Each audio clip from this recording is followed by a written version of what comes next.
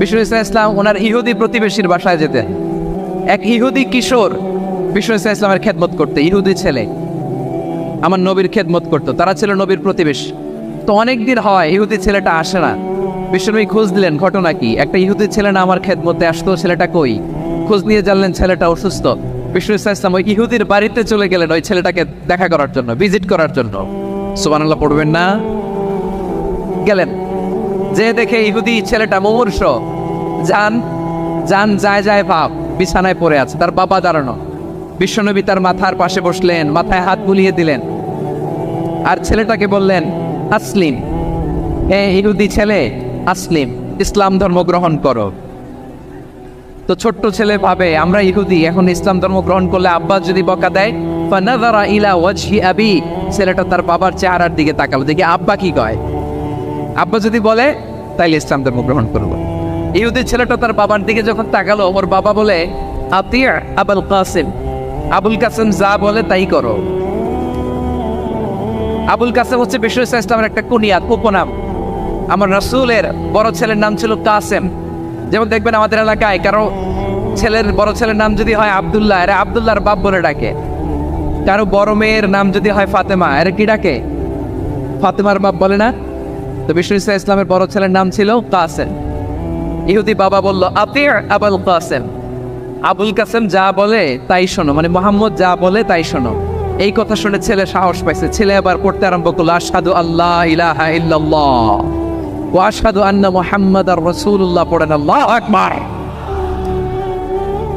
বিশ্বনবীর আহ্বান শুনে ওই আহ্বানে সাড়া দিয়ে ইহুদি ছেলে শাহাদা পড়ে মুসলমান হয়ে গেল। তার হৃদয়টার ঈমানের নূর দিয়ে আলোকিত করে দিল কে? প্রিয় ভাইরা, এবার রাসূল সাল্লাল্লাহু আলাইহি ওয়াসাল্লাম বের হয়ে আসলেন ঘর থেকে, আর বললেন আলহামদুলিল্লাহিল্লাযী আনকাযাহু মিনান নার, প্রশংসা সে আল্লাহর যে আল্লাহ জাহান্নামে চলে যাচ্ছিল প্রায় এমন একটা লোককে মুহূর্তের মধ্যে কালেমায়ে শাহাদাতের বদৌলতে জান্নাতি বানায় দিলেন। আওয়াজ করে পড়েন সুবহানাল্লাহ। এই হাদিস থেকে আমরা কি শিখলাম? What is the moral of the story? এক নম্বর স্টোরি হলো, প্রতিবেশী ইহুদি হোক হিন্দু হোক, যাবেন, সুসম্পর্ক রাখবেন, উপহার দিবেন, বিপদে পাশে দাঁড়াবেন, তাইলেই তো আপনাদের প্রতি, মুসলমানদের প্রতি তারা আকৃষ্ট হবে, ঠিক কিনা বলেন? আপনি যদি হিন্দুদের সাথে বৌদ্ধদের সাথে নাই মিশেন, নাস্তিকের কাছে নাই যান, তো ইসলামের সৌন্দর্যটা ওরা বুঝবে কেমনে? আমার অনেক হিন্দু পরিচিত ভাই আছে, ওরা আমাদের ইফতারির প্রোগ্রামে এসে একসাথে ইফতারি করে। অনেক মদখোর আমার সাথে বসে একসাথে ডিনার করে, হাফ প্যান্ট পরা, গলায় স্বর্ণের চেইন, হাতে স্বর্ণের ব্রেসলেট, আইসা আমার সাথে ডিনার করছে, আছে এরকম। গাঁজাখোর, আমি বলি আসো, ওয়েলকাম টু মাই ডিনার, আসো বসো। বসলেই তো আমি ওর ডিএনএ, চিন্তার ডিএনএ চেঞ্জ করে দেওয়ার সুযোগ পাবো। চিল্লায় বলো ঠিক কি না? আসতে হবে আমার কাছে। Our door is open, the door of Islam is open 24/7। সব সময় আমাদের ইসলামের দরজা আমার অমুসলিম ভাইদের জন্য খোলা আছে, না নাই? এই হাদিস থেকে দুইটা শিক্ষা। এক নম্বর শিক্ষা, প্রতিবেশী মুসলিম হোক অমুসলিম হোক, যান, অসুস্থ হলে একটু আপেল নিয়ে যান, আঙ্গুর নিয়ে যান, কমলা নিয়ে যান, তাদের সাথে ভালো আচরণ করেন। ইসলামের বিউটি দেখে, সৌন্দর্য দেখে অবাক হবে, নসিব ভালো হলে কোনোদিন কালিমা পড়ে মুসলমান হয়ে যাবে, ঠিক কিনা বলেন? তাহলে অমুসলিমের সাথে ভালো সম্পর্ক। বিশ্বনবী ইহুদির বাড়িতে গেলেন, ইহুদির বাড়ি, আর আমার মুসলমান ভাই আমার কাফের বলে, এরকম আছে না নাই? মুসলিমরা দেখতে পারে না, সহ্য করতে পারে। বিশ্বনবী সাল্লাল্লাহু আলাইহি ওয়াসাল্লাম ইহুদির বাড়িতে গেলেন, এটা একটা শিক্ষা। আরেকটা শিক্ষা হলো, ভাইয়েরা ধাক্কা মারে এসে সামনে এসে কি লাভ? প্রোগ্রাম তো শেষ হচ্ছে, এখনই শেষ হচ্ছে। তো এই যে আমাদের বকশি ভাই ওয়াদা নিল, হাত তোলালো, মিম বলে এত কথা বললো, তো আমি জেলায় জেলায় দিয়ে খালি হাত নাড়াই তোমাদের জন্য নাকি? হ্যাঁ, হাত নাড়াই শুধু। এই ধাক্কাইতে এদিকে এসে হাত নাড়াইতেছে, হয়েছে তো, দেখলাম তো, ঠিক আছে, মাশাআল্লাহ, অনেক সুশৃঙ্খল, অন্যান্য যে কোনো জেলার জন্য সুশৃঙ্খল। আমার দিকে তাকাও, আমার দিকে তাকাও, ঠিক আছে। এই যে দাঁড়িয়ে আছে, একটা ছেলে নড়ে না, দেখছেন? মাশাআল্লাহ মাশাআল্লাহ। হ্যাঁ, এইভাবেই। আর কয়েকটা মজাদার কথা আছে, শোনো। এই হাদিস থেকে আমাদের শিক্ষা হলো, আমার প্রতিবেশী যেই ধর্মের হোক আমি সম্পর্ক রাখবো। অসুস্থ হলে যাব, কি বলেন ভাইরা? যাবেন না? যাবেন না আপনারা? আচ্ছা, 2 নম্বর শিক্ষা হলো, বিষ্ণু ইসলামের খাদেম ছিল ইহুদি, এতদিন খেদমত করলো, একদিনও বিশ্বনবী ওরা কালিমার দাওয়াত দেয় নাই। কারণ কি? বিশ্বনবী একটা ভালো সময়ের অপেক্ষা করতেছিলেন, প্রপার টাইমিং। দায়ীর কাজ হচ্ছে দায়ী ইলাল্লাহ, সে হচ্ছে সুযোগ সন্ধানী। দায়ী সুযোগ খোঁজে, কখন দাওয়া দিলে ব্যাটে বলে হবে, ঝোপ বোঝে কোপ মারে, ঠিক কিনা বলেন? বিষ্ণু ইসলাম ভালো সময়ের অপেক্ষা করতেছিলেন, দেখি ভালো সময় আসুক আসুক আসুক আসুক। আস্তে আস্তে এমন সময় আসছে, ছেলে এবার মুমূর্ষ, অসুস্থ ব্যক্তির হৃদয় অত্যন্ত নরম থাকে। হসপিটালে যখন কেউ যায় তার হৃদয়টা বড্ড নরম থাকে, মৃত্যুর ভয়ে তার অন্তরটা নরম থাকে, ঠিক কিনা বলেন? এই প্রপার টাইমিং এর অপেক্ষা করতেছিলেন। যখনই টাইমিং পেয়েছেন দাওয়াত দিলেন, পড়ো লা ইলাহা ইল্লাল্লাহ, সুবহানাল্লাহ পড়েন সবাই। তাহলে ইসলাম অমুসলিম প্রতিবেশীর সাথে ভালো আচরণ করতে বলেন। ইসলাম অমুসলিম মাতা পিতার সাথেও ভালো আচরণ করতে হবে। মাতা পিতা যদি অমুসলিম হয় তারা ফেলে দিতে পারবেন? পারবেন? আমার লালমনিরহাটের ভাইরা, অনেক হিন্দু ছেলে আমাদের হাতে শাহাদা পড়ে মুসলিম হয়, কিন্তু ওর মা মুসলমান হয় নাই, বাবাও হয় নাই। এরকম আছে না নাই? তো ও হয়েছে মুসলিম, মা বাপ হিন্দু, এখন মা বাপ কি বাদ?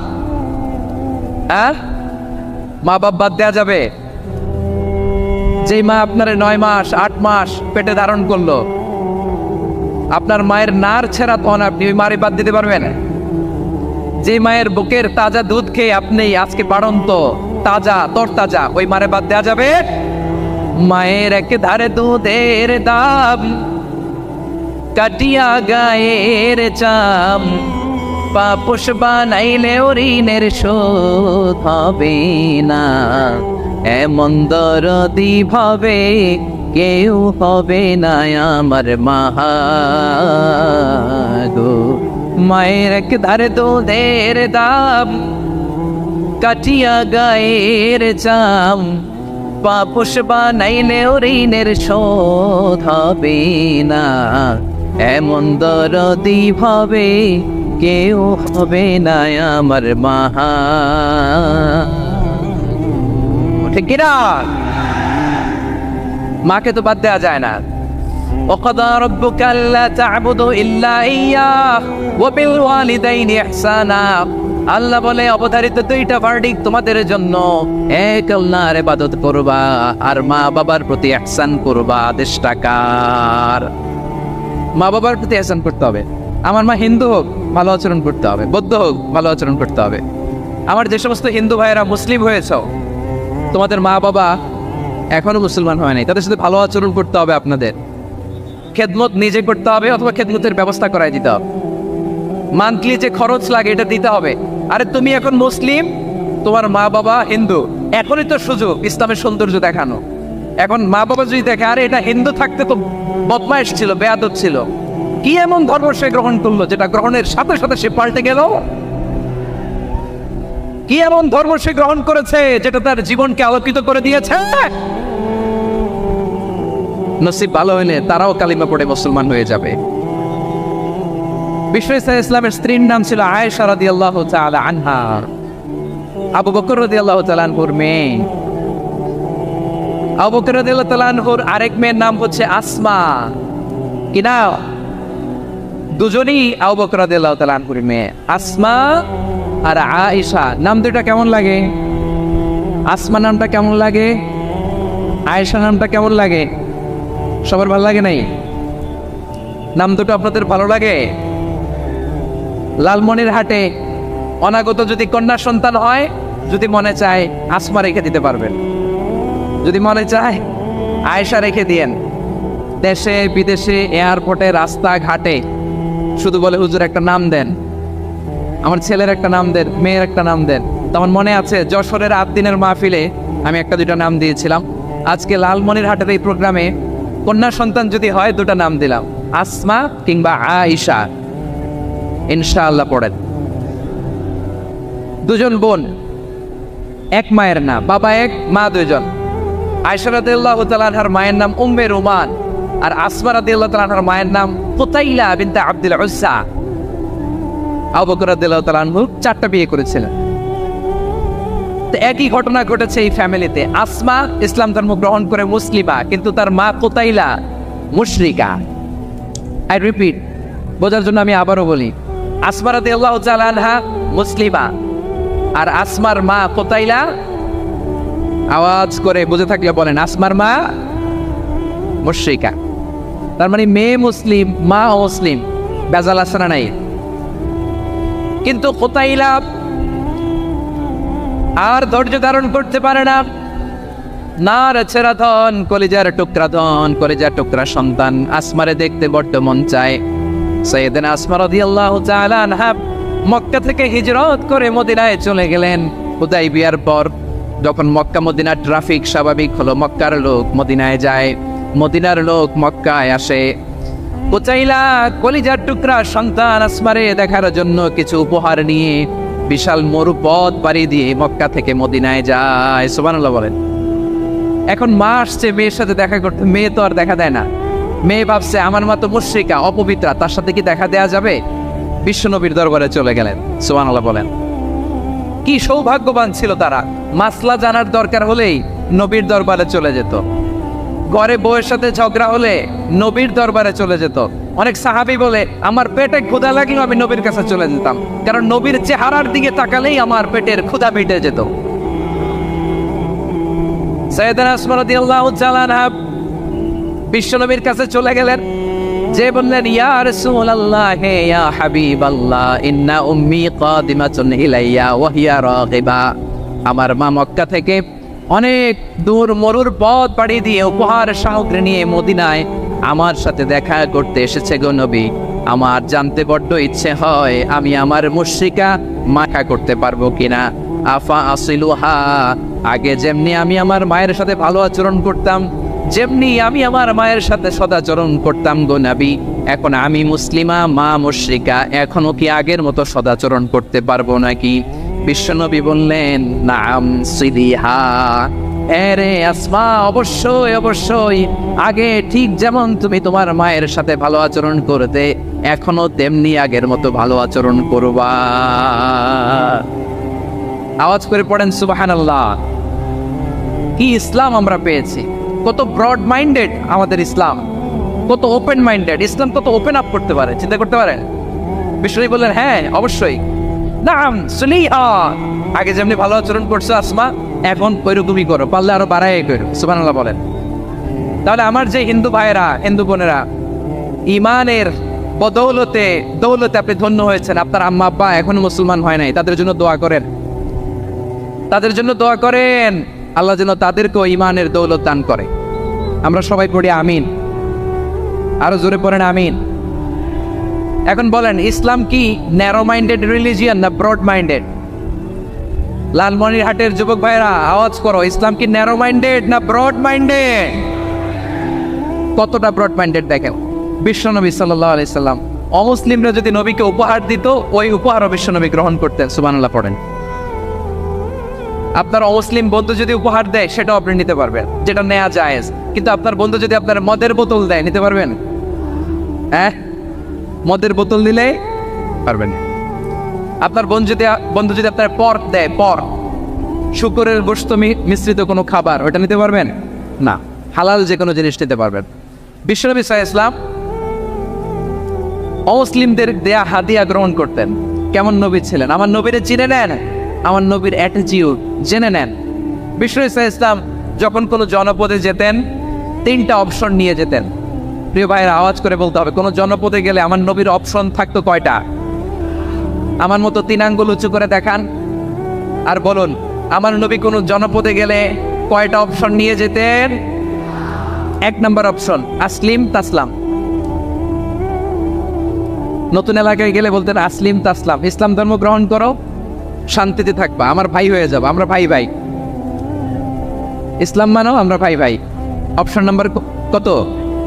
1।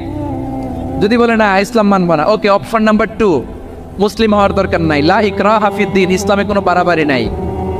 খ্রিস্টান আছো থাকো, বৌদ্ধ আছো থাকো, ইহুদি থাকতে চাও থাকো, কিন্তু আমরা যেহেতু রিজিওনাল সুপার পাওয়ার, আমাদের আন্ডারে থাকো, ট্যাক্স দিয়া থাকো, এটার বলে জিজিয়া। আলেম যারা আছেন বুঝবেন, এটার আরবিতে কি বলে? জিজিয়া। You pay us the tax, we will give you the security. তোমরা ট্যাক্স দিবা, আমরা সিকিউরিটি দিব, আমাদের আওতায় থাকবা, কেউ তোমাদেরকে আক্রমণ করতে পারবে না, আমরা নিরাপত্তা দিব। সুবহানাল্লাহ বলেন। এটা অপশন নাম্বার কত? আচ্ছা, বুঝে থাকলে বলেন 1 নাম্বার অপশন কি ছিল? ইসলাম। ইসলাম মানো শান্তিতে থাকবা, ভাই ভাই, আমরা ভাই ভাই। অপশন নাম্বার 2, ট্যাক্স দাও, আমরা নিরাপত্তা দিব, মুসলিম হওয়া লাগবে না। এখন 1 নাম্বারও মানে না, 2 নাম্বারও মানে না, মুসলিম হবো না, ভালো খ্রিস্টান থাকো, ট্যাক্স দাও, আমরা সিকিউরিটি দিব না, এইটাও মানে না। বিষ্ণু বলেন তাহলে তলোয়ার আমাদের আর তোমাদের মাঝে ফয়সালা করবে, মুসলিমও হওয়া না, ট্যাক্স দিবা, নিরাপত্তা দিব, আমরা সুপার পাওয়ার, আমাদের আন্ডারে থাকবে, এইটাও না। তাহলে তোমাদেরকে তো আমরা বিশ্বাস করতে পারি না, কখন না কখন বিশ্বাসঘাতকতা করো, কার সাথে মিলে হাত মিলাও, তলোয়ার আমাদের মাঝে ফয়সালা করবে। তখন তিনি জেহাদের সশস্ত্র সংগ্রামের ঘোষণা দিতেন। সুবহানাল্লাহ পড়েন। দেখেন, পশ্চিমারা জেহাদকে এইভাবে চিত্রায়িত করে না। ওরা জেহাদ বলতে বোঝায় তলোয়ার, হাত কাটো, গলা কাটো না। জেহাদ সশস্ত্র সংগ্রাম 3 নম্বরে। অধিকাংশ ক্ষেত্রেই বিশ্বনবীর সুন্দর আচরণ দেখে, আরে আমার নবীর যে নুরানি চেহারা, অনেকে তো কেবল সির্ফ চেহারাটা দেখেই কালিমা পড়ে মুসলমান হয়ে গিয়েছে। যারা মুসলিম হয় নাই তারা তাদের ইসলামেই বলবৎ ছিল, ট্যাক্স দিয়ে ইসলামের আন্ডারে ছিল। যারা এটাও মানে নাই ওইটাও মানে নাই, তাদের বিরুদ্ধে জেহাদ। বিষ্ণু ইসলাম 7ম হিজরিতে যখন খায়বার বিজয়ের পরে ইসলাম রিজিওনাল সুপার পাওয়ার হিসেবে আত্মপ্রকাশ করলো, বিশ্বনবী চিঠি লিখলেন অন্যান্য সুপার পাওয়ারের কাছে, রাষ্ট্রীয় চিঠি লেখে এক রাষ্ট্রপ্রধান আরেক রাষ্ট্রপ্রধানের কাছে, ঠিক কিনা বলেন? জানেন না আপনারা? এই যে 24-এর ছাত্র নাগরিক অভ্যুত্থানে, এই অভ্যুত্থান যখন শুরু হয়, আমি তখন সাউথ আফ্রিকাতে একটা স্ট্যাটাস দিয়েছিলাম, গোটা নয় গোটা দেশ সংস্কার করা লাগবে।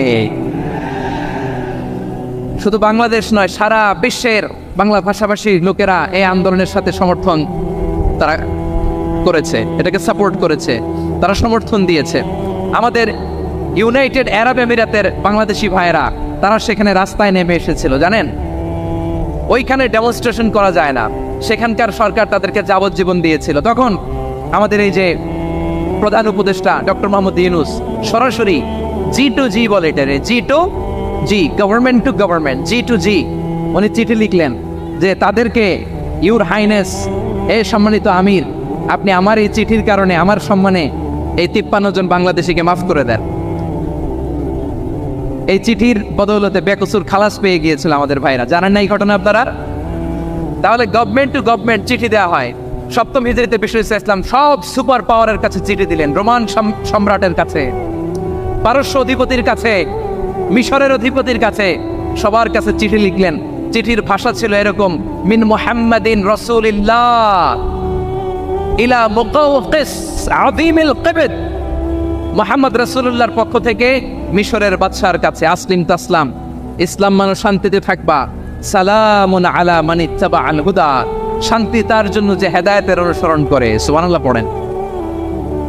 তো এই চিঠি অনেকে ভালোভাবে রিসিভ করেছে, অনেকে এই চিঠি পাওয়ার পরে নবীর কাছে আবার ইন রিটার্ন উপহার পাঠিয়েছে। কি পাঠিয়েছে? উপহার। মিশরের বাদশা মুকাওকিস তিনি বিশ্বনবীকে বিশাল এক উপহারের ডালি পাঠিয়েছেন। মিশরের বাদশা মুকাওকিস ছিলেন ধর্মে খ্রিস্টান। লালমনিরহাটের ভাইয়েরা আওয়াজ করে বলেন, মিশরের বাদশা ধর্মে কি ছিল? খ্রিস্টান। কি উপহার দিয়েছিল আমার নবীকে? শুনতে মনে চায়? আওয়াজ নাই লালমনিরহাটের গলায়, শুনতে মনে চায়? 1000 স্বর্ণমুদ্রা, 1000 স্বর্ণমুদ্রা। 2টা খ্রিস্টান দাসী, একজনের নাম মারিয়া বিনতে শামউন আল কিবতিয়া, আরেকজনের নাম সিরিন বিনতে শামউন আল কিবতিয়া। একজন খ্রিস্টান দাস 20 থান কাপড় জামা বানানোর জন্য, আমরা নবী যেন সেলাই করে জামা বানাতে পারে এজন্য 20 থান কাপড়, 20 থান ফাইন গার্মেন্ট। সুবহানাল্লাহ পড়বেন না? এরপরে একটা গাধা যেটার নাম ছিল উফাইর, আর একটা খচ্চর, এটার নাম ছিল দুলদুল। খচ্চর চিনেন? গাধা আর ঘোড়ার ক্রসিং এ যে প্রাণীটা দুনিয়াতে আসে ওটার খচ্চর বলে। তো এই যে সুপার পাওয়ার খ্রিস্টান বাদশার কাছে নবী চিঠি লিখলেন, ওই খ্রিস্টান বাদশা আমার নবীকে উপহার দিল। বিশ্বনবী এই উপহারগুলো সানন্দে গ্রহণ করেছে। সুবহানাল্লাহ পড়বেন না? তাহলে অমুসলিম কেউ যদি আপনাকে উপহার দেয়, হালাল উপহার হলে আপনি গ্রহণ করতে পারবেন। অনুরূপভাবে পারস্যের বাদশা, রোম সম্রাট বিশ্বনবীকে উপহার পাঠিয়েছেন, আমার নবী সবগুলো উপহার গিফট গ্রহণ করেছেন। সুবহানাল্লাহ বলেন। তাহলে প্রিয় লালমনিরহাট, আওয়াজ করে বলুন, ইসলাম কি ন্যারো মাইন্ডেড রিলিজিয়ন না ব্রড মাইন্ডেড? আম্মাজান আয়েশার কাছে মাসালা জানতে চায় মেয়েরা, হে আম্মাজান, অগ্নি উপাসকেরা তাদের ঈদের দিন নওরোজের সময় আমাদেরকে পাখি দেয়, নেওয়া যাবে? উনি বললেন, ওরা জবাই করে দিলে নেওয়া যাবে না, কিন্তু ওরা যদি ফলমূল এরকম খাবার দেয় এগুলো নেওয়া যাবে। তার মানে অমুসলিমদের দেয়া উপহার এটা গ্রহণ করা যায়। সুবহানাল্লাহ বলেন। শুধু তাই নয়, বিশ্বনবী সাল্লাল্লাহু আলাইহি ওয়াসাল্লাম অমুসলিমদের সাথে আর্থিক লেনদেনও করেছেন, ফিনান্সিয়াল ডিলিং করেছেন। অমুসলিমদের সাথে প্রয়োজনে আপনি ফিনান্সিয়াল ডিলিং করতে পারবেন। আমরা প্রায় দেখি বাজারের মিষ্টির দোকানগুলো আমার হিন্দু ভাইদের। লালমনিরহাটে মিষ্টির দোকান, দইয়ের দোকান কারা চালায়? হিন্দুরা চালায় না। তারপরে যে বারবার সব চুল কাটে যে নাপিত, অধিকাংশ নাপিতের দোকানে কারা? আমার হিন্দু ভাইরা। তা আপনি চুল কাটতে পারবেন কিনা? পারবেন কিনা বলেন? পারবেন। তার দোকান থেকে দই মিষ্টি কিনতে পারবেন কিনা? হ্যাঁ, আমার মুসলিম ভাইয়ের দোকান থাকলে ওইটার আমি বেশি প্রায়োরিটি দিব, ঠিক কিনা? কিন্তু যদি তাদের সার্ভিস নিতে চান, প্রোডাক্ট নিতে চান, পারবেন। তার দলিল সহিহ বুখারী, আম্মাজান আয়েশা রাদিয়াল্লাহু তাআলা আনহা বলেন, ইশতারা রাসূলুল্লাহ সাল্লাল্লাহু আলাইহি ওয়াসাল্লাম মিন ইয়াহুদিন তুআমান ওয়া রাহানাহু দিরআহু মিন হাদিদ। রাসূল সাল্লাল্লাহু আলাইহি ওয়াসাল্লাম এক ইহুদির কাছ থেকে, কার কাছ থেকে? সবাই বলে নাই কার কাছ থেকে? আমার নবী, পেয়ারা নবী এক ইহুদির কাছ থেকে জব কিনেছিল, জব, বার্লি, যেটা দিয়ে রুটি বানায়। ওই জবের দাম দেওয়ার টাকা পয়সা নবীর কাছে ছিল না, ফলে নবী ওনার একটা পোশাককে মর্গেজ রেখেছিলেন, মর্গেজ, বন্ধক, যে এখন এটার দাম দিতে পারবো না, কয়েক কেজি বার্লি নিয়ে যাই আর বন্ধক হিসেবে আমার জামাটা রেখে গেলাম, যেই দিন দাম দিব ওই দিন জামাটা ছুটায় নিয়ে যাও। সুবহানাল্লাহ পড়বেন না? বাকিতে নিছিলেন, বাকিতে।